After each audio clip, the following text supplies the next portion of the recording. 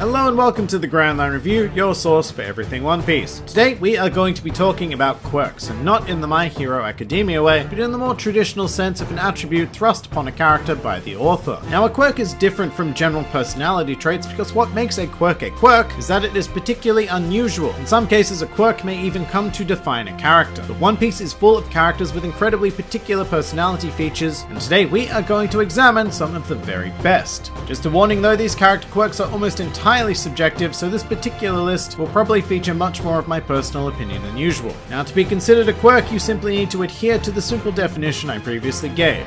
And with that out of the way, let's begin. Welcome to the top 5 character quirks in One Piece. Number 5. Zoro's sense of direction. We're going to commence this list with a timeless classic involving everybody's favorite green-haired alcoholic swordsman, Zoro. Quite often a quirk is considered a detriment to general existence, like some sort of malfunction that needs to be overcome, and this is exactly the case here. Zoro's sense of direction redefines the word horrendous to the point where he seems to be incapable of traveling even the shortest distance or taking the simplest direction. In fact, the whole history behind Zoro becoming a bounty hunter was simply the result of this man not being able to find his way back home, so he just went with it. Another fantastic example of this quirk is during the Alabasta arc, when the Straw Hats were looking for the Baroque Works bombers and Zoro ended up in some bushes outside of the city. But things go even further than that when this expectation is flipped on its head, and as it turned out, Zoro was the first of the Straw Hats to make it back to Sabaody after the 2-year time skip. Of course, this was 100% due to the help of Perona, but it was hilarious to see Zoro being so overconfident about his sense of direction, and even ranking the Straw Hats by the order in which they'd arrived. So yes, this quirk is mainly used for comic effect, but there's something quite charming about having this absurdly strong character being so challenged in such a basic task. It does a lot to humanize Zoro and make someone like him a more relatable character to the audience. So to me, this is a very successful character quirk. Number 4. Hina referring to herself in the third person. Now this one is just adorable. Rather than using watashi, atashi, or any other common Japanese pronoun, Hina exclusively refers to herself as Hina. So for example, instead of saying something like I disagree, Hina would say Hina disagrees. Apparently this is a common thing that Japanese children do, and it's seen as very cute. Now what really makes this particular quirk is that Hina makes no attempt to seem cute in any other aspect of her personality. In fact, she's a rather serious, stoic, and level-headed person, who for no explicable reason refers to herself in the cutest way possible. I said in my opening that a quirk can come to define a character, and I don't think there's a finer example on this list than Hina. The contrast of her speech to her general personality makes her a fascinating character. If she were just a super serious marine, she'd be boring, and likewise if she was just a super cute entity. And given that this fusion of traits is almost entirely responsible for crafting a memorable character, I find it very fitting to put Hina's speech patterns at the number 4 spot. Number 3.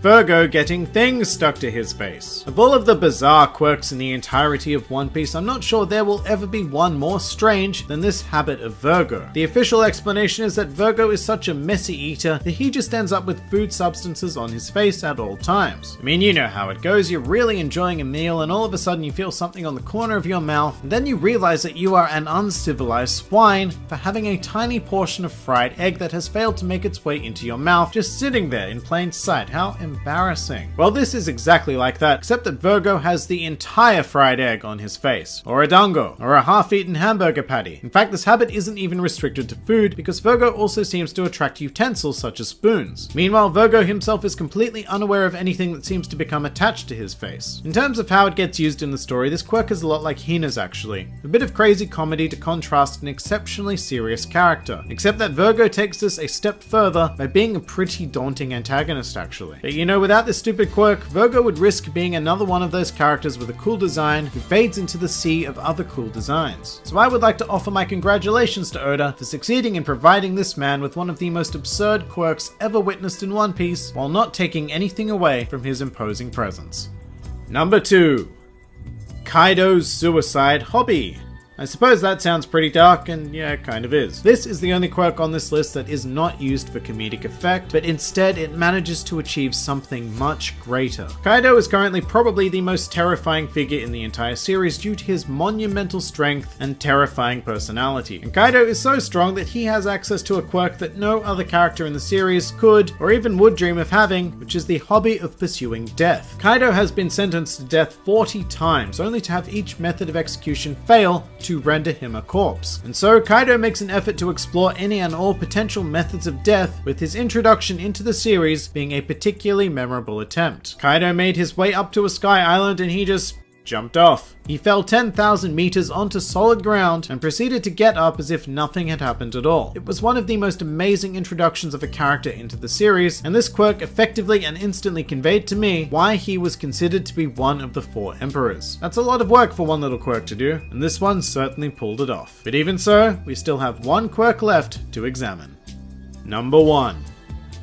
Boa Hancock looking so far down on someone that she's actually looking up. Alright, so after number 2, this may seem a bit underwhelming, but Boa Hancock's habit of looking so far down on people that she's actually looking up is by far my favorite quirk ever inserted into the series. It's just so ridiculous, and yet it's extraordinarily effective in conveying Hancock's character. Arrogance, pride, and a general belief in oneself is a very difficult thing to illustrate outside of using dialogue or laughter, but Hancock's quirk gives us everything we need and more from one simple action. My particular favorite moment came during the Marineford arc when Hancock encountered Smoker and immediately plunged into her signature move to speak to a being that she considers entirely inferior. This, combined with a couple of her other quirks like constantly kicking puppies, kittens, and baby seals that are rather conveniently placed in her walking path, make Hancock a decent character. I mean, can you imagine if Hancock was all serious or all lovey-dovey all of the time? She would be so incredibly boring. But this quirk brings out the best of her character in actually what would traditionally be a pretty despicable trait. That is a huge accomplishment, and the reason why this particular quirk finds its way to the top of this here list. And also because I really like it, and since I'm the one who makes the list, it's here. And that pretty much does it for the top 5 character quirks in One Piece. I know that you're all going to have very unique lists of your own to share, so please do so in the comments section below. But if you enjoyed this video, then feel free to like, favorite, or subscribe, and if you are in any way keen on supporting this independent channel, then please do check out my Patreon, Discord server, or Twitter, the links to which